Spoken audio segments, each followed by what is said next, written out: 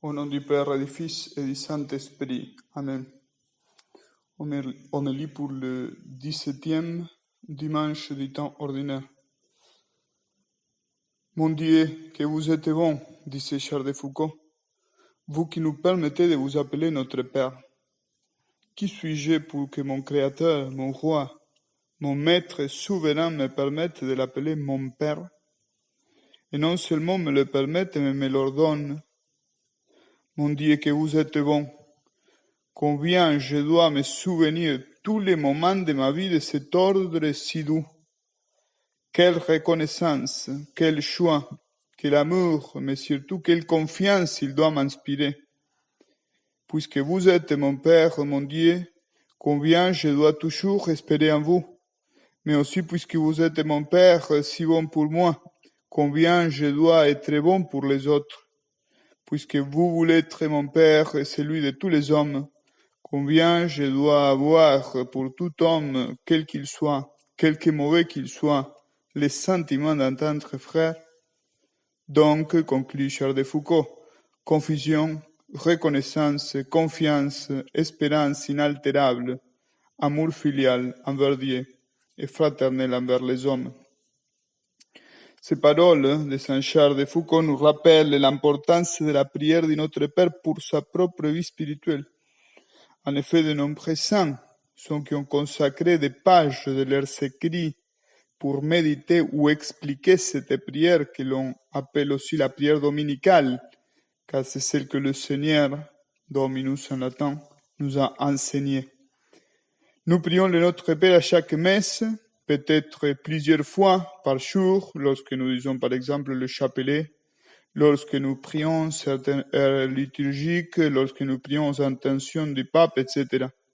Cependant, il est étrange que cette prière n'ait pas sur nous l'effet sanctifiant qu'elle a eu sur les saints, surtout sur certains d'entre eux qui l'ont prié presque continuellement, en faisant le sujet de presque toutes leurs prières, comme par exemple dans le cas de Sainte Thérèse, en partie aussi de Saint Charles de Foucault. Il faut se rappeler que notre Père est la réponse de Jésus-Christ aux disciples lorsqu'il lui demande de l'apprendre à prier. C'est-à-dire que d'une certaine manière, Jésus nous enseigne que c'est la manière de prier que nous devons suivre. Il faut réfléchir non seulement à son contenu, à le contenu de notre Père, mais aussi au fait qu'il s'agit d'une prière que nous faisons sur les lèvres de Jésus-Christ lui-même. C'est une prière donc transformatrice, efficace, si elle est priée consciemment et correctement. Eh bien, pour nous aider à mieux l'apprécier et à profiter davantage, je voudrais rappeler brièvement pourquoi, selon saint Thomas d'Aquin, il n'y a pas de prière plus parfaite que celle-ci. Dans son commentaire sur le Notre Père, le grand docteur saint Thomas enseigne: parmi toutes les prières, l'oraison dominicale occupe manifestement la place principale. Elle possède en effet les 5 qualités excellentes requises pour la prière. Celle-ci, la prière, doit être confiante, droite, ordonnée, dévote et humble. Tout d'abord, notre prière doit être confiante.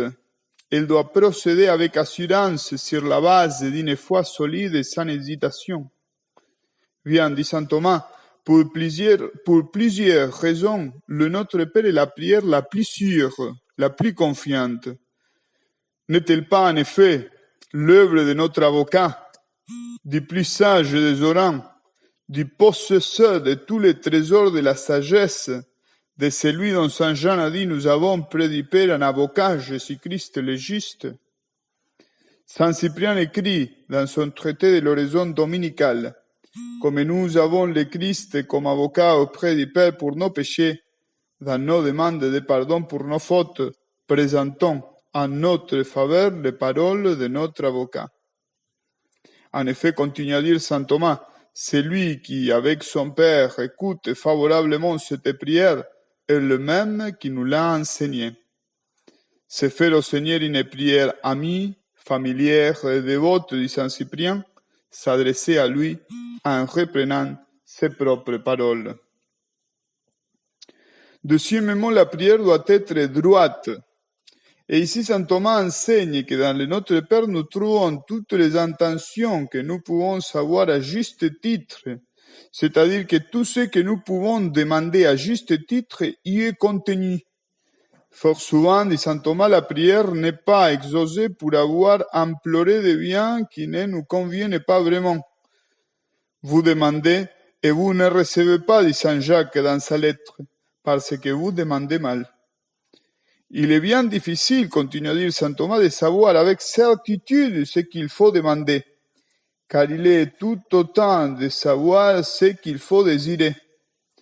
Et il n'est pas permis de demander dans la prière que ce qu'il est permis de désirer.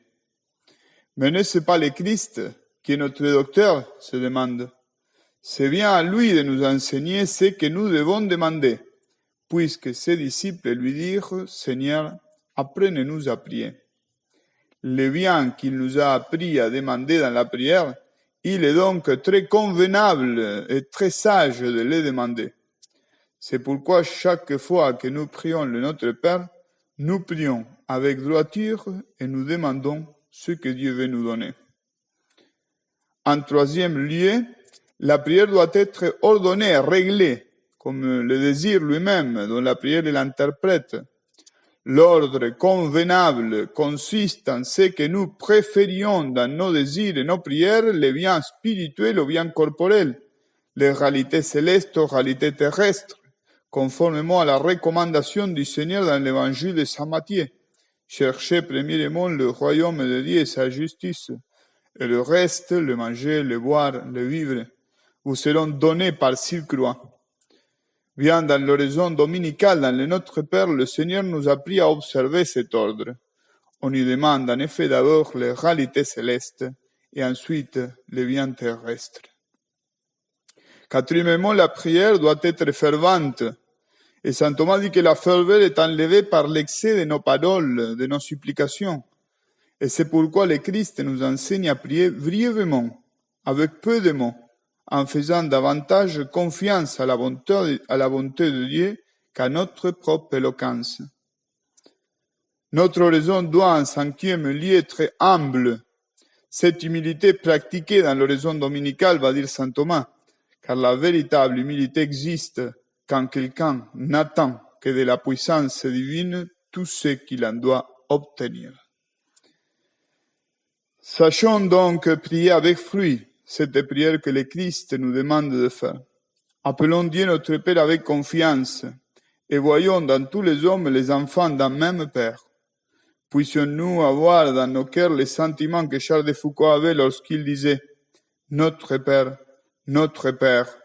apprenez-moi à avoir ce nom sans cesse sur les lèvres avec « Je suis », en lui et par lui, puisque pouvoir le dire est mon plus grand bonheur. Notre Père, puisse-je vivre et mourir en disant « Notre Père », et par ma reconnaissance, mon amour, mon obéissance, être vraiment votre Fils fidèle, un Fils qui plaise à votre cœur. Amen.